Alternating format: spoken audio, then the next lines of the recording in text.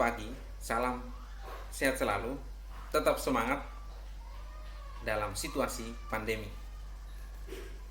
Anak-anak, terima kasih masih setia dalam pembelajaran pendidikan agama dan budi pekerti untuk kelas 7. Nah, untuk tema kita kali ini berbicara tentang peran keluarga bagi perkembanganku. Tentunya masing-masing kita punya keluarga, ya. Nah,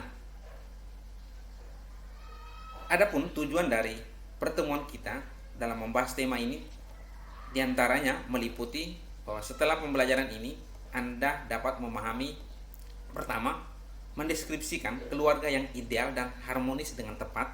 Kemudian yang kedua, menunjukkan peran anggota keluarga dalam perkembangan diriku dengan benar. Dan yang terakhir, merumuskan peran keluarga menurut ajaran gereja dengan tepat. Nah, pertanyaannya adalah apa yang dimaksud dengan keluarga? Nah, keluarga dalam beberapa pengertian didefinisikan sebagai berikut. Keluarga adalah unit atau inti terkecil dari masyarakat yang terdiri atas kepala keluarga, bisa juga ayah, bisa juga ibu, dan beberapa orang yang berkumpul atau terkumpul dan tinggal di suatu tempat di bawah satu atap dalam keadaan saling ketergantungan. Jadi yang namanya keluarga berarti dalam satu atap, satu rumah yang terdiri dari ayah, ibu, dan juga anak-anak. Nah, bahwa keluarga itu sangat penting. Ya, pentingnya di mana? Nah, yang pertama, keluarga menjadi penting karena keluarga menjadi sekolah pertama dan utama. Setiap kita yang pernah lahir akan belajar pertama kali di rumah, maka keluarga itu menjadi sekolah pertama kita. Kemudian yang kedua, bahwa pengetahuan dan keterampilan dasar pertama-tama kita peroleh di dalam keluarga. Dan yang ketiga, masing-masing anggota keluarga tentunya itu memiliki peran dalam pembentukan diri kita. Keluarga yang ideal, ya. Dalam lagu tadi itu menggambarkan bahwa keluarga itu bagaikan harta yang sangat berharga, mutiara yang sangat berharga, ibarat istana yang paling indah, puisi yang bermakna, hingga ibarat mutiara. Artinya sesuatu yang sangat berharga. Nah, keluarga yang ideal itu berarti keluarga itu menjadi surga bagi seluruh anggota keluarganya. Jadi siapapun yang ada di dalamnya merasa nyaman, tenang, dan tentram, merasa terlindungi dan mendapat pengaruh yang baik. Kemudian keluarga juga menjadi tempat setiap anggota belajar mengasihi, belajar melayani, dan belajar mengembangkan diri dalam iman. Nah, itulah beberapa gambaran bagaimana keluarga yang ideal. Nah, keluarga yang ideal itu menjadi lebih baik kalau semua anggota keluarga berperan. Maka mari kita coba lihat peran seluruh anggota keluarga. Nah, sebagai orang tua secara umum itu mereka menjadi pendidik yang pertama dan utama. Selain itu juga orang tua ini membentuk dan mengembangkan kepribadian setiap anak-anak yang dilahirkan di dalamnya. Demikian juga menyediakan semua fasilitas yang diperlukan oleh anggota keluarganya, baik saat ini maupun di waktu yang akan datang. Kemudian memperhatikan pendidikan anak-anak untuk menjadi anak yang cerdas, inisiatif, dan berdaya guna. Dan secara khusus kita coba melihat bahwa seorang ayah atau itu menjadi suami dari istri, menjadi ayah dari anak-anaknya, dan berperan sebagai pencari nafkah, pendidik, pelindung, maupun pemberi rasa aman bagi setiap anggota keluarganya. Dan sebaliknya ibu atau mama berperan sebagai istri, ibu dari anak-anaknya, dan memiliki peran untuk mengurus rumah tangga sebagai pengasuh dan pendidik anak-anak, pelindung, dan selain itu juga di beberapa suku ibu dapat menjadi atau berperan sebagai pencari nafkah dalam keluarga. Lalu bagaimana aku sebagai anak? Sebagai anak, peranku diantaranya yang pertama, taat pada ajaran dan nasihat orang tua. Dan yang kedua, ikut berperan dalam tugas-tugas keluarga. Dan yang ketiga, belajar dengan giat tentunya dan menunjukkan hasil yang membanggakan.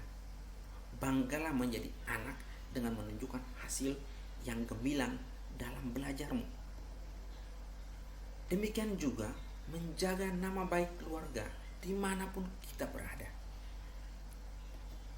Dan yang terpenting di sini juga adalah bahwa mendoakan orang tua dan anggota keluarga lainnya, kakak ataupun adik.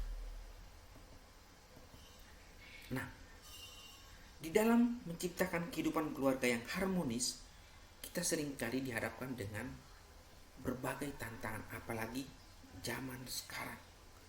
Di antaranya, sikap egois, menjadikan diri menjadi pusat perhatian daripada anggota keluarga lainnya.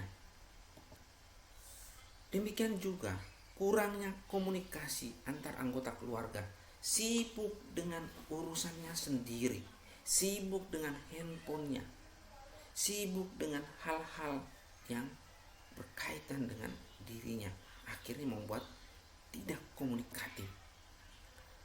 Atau juga materi dan kekayaan menjadi ukuran kebahagiaan sebagai tujuan hidupnya, akhirnya melupakan segala-galanya.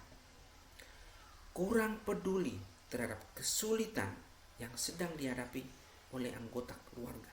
Jadi dengan kata lain, kurang care. Dan juga beberapa tantangan-tantangan lainnya yang dapat Anda temukan dalam kehidupan sehari-hari. Nah, mari kita coba masuk ke bagaimana ajaran gereja tentang keluarga yang harmonis. Nah, keluarga yang harmonis itu memiliki posisi penting dalam hidup iman. Di dalam gereja itu mengatakan bahwa keluarga itu sangat penting posisinya dalam kaitan dengan pendidikan iman, sekolah iman. Maka dalam gereja Katolik sering dikatakan keluarga itu menjadi gereja kecil. Demikian juga bahwa gereja memberikan sikap hormat dan tanggung jawab terhadap orang tua sebagaimana terungkap dalam beberapa kutipan, terutama teks kitab suci berikut ini. Mari kita coba lihat. Yang pertama, dalam kitab Keluaran bab 20 ayat 12, di sana ditegaskan, hormatilah ayah dan ibumu supaya lanjut umurmu di tanah yang diberikan Tuhan Allahmu kepadamu. Ini dalam 10 perintah Allah itu masuk dalam perintah yang keempat. Teks yang kedua juga dalam kitab Amsal bab 4 ayat 1 sampai 13. Di sini saya hanya mengambil ayat yang pertama. Dengarkanlah hai anak-anak didikan seorang ayah dan perhatikanlah supaya engkau beroleh pengertian. Jadi kalau kita mendengarkan didikan dan memperhatikan serta melaksanakan, maka akan memperoleh pengertian. Demikian juga masih di kitab Amsal bab 6 ayat 20 sampai 22, di sana dikatakan, hai anakku, peliharalah perintah ayahmu dan janganlah menyia-nyiakan ajaran ibumu. Artinya kita tetap taat kepada orang tua. Kemudian dalam perjanjian baru, dalam Injil Lukas bab 2 ayat 41 sampai 52, di situ diketengahkan bagaimana Yesus memperlihatkan sikap hormat dan penghargaan kepada kedua orang tuanya. Bagaimana dia setia mengikuti kedua orang tuanya, berupaya memperdalam ilmu di bait Allah, serta memperlihatkan dirinya menjadi anak yang berguna bagi sesama. Dan oleh Rasul Paulus dalam suratnya kepada jemaat di Efesus bab 6 ayat 1 sampai 3, terutama di ayat pertama, dikatakan di situ bahwa hai anak-anak, taatilah orang tuamu di dalam Tuhan, karena haruslah demikian. Hormatilah ayah dan ibumu. Ini adalah suatu perintah yang penting seperti yang nyata dari janji ini. Supaya apa? Kamu berbahagia dan panjang umurmu di bumi. Nah, itulah beberapa penegasan dari ajaran gereja dan juga dari kitab suci bagaimana berhubungan dengan sikap kita sebagai seorang anak dalam keluarga. Harus taat, mendengarkan, supaya ada konsekuensi-konsekuensi yang harus kita terima. Dan sebagai kesimpulan, yang pertama, kita semua dipanggil untuk menciptakan keluarga sebagai lingkungan yang menyenangkan dan sebagai tempat pertumbuhan dan perkembangan diri kita. Jadi kita semua punya peran masing-masing supaya keluarga kita tetap harmonis. Kemudian diharapkan setiap anggota keluarga semakin menemukan dan memaksimalkan perannya sebagai seorang ayah, lebih-lebih atau seorang ibu, dan lebih-lebih sebagai seorang anak. Bagaimana aku berperan? Seperti yang tadi sudah disampaikan. Nah, keluarga itu merupakan masyarakat kecil, gereja kecil, tempat di mana kita bertumbuh dalam iman.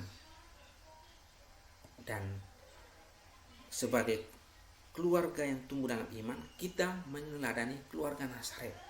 Jadi sebagai teladan bagi setiap keluarga Katolik, kita belajar bagaimana kesetiaan, bagaimana komunikasi, dan bagaimana tumbuh menjadi pribadi yang dewasa. Kemudian yang terakhir, banggalah menjadi bagian dari keluarga. Maka dimanapun kita berada, kita harus menjaga nama baik keluarga. Pembelajaran kita hari ini, semoga kita tumbuh menjadi anak yang baik dalam keluarga.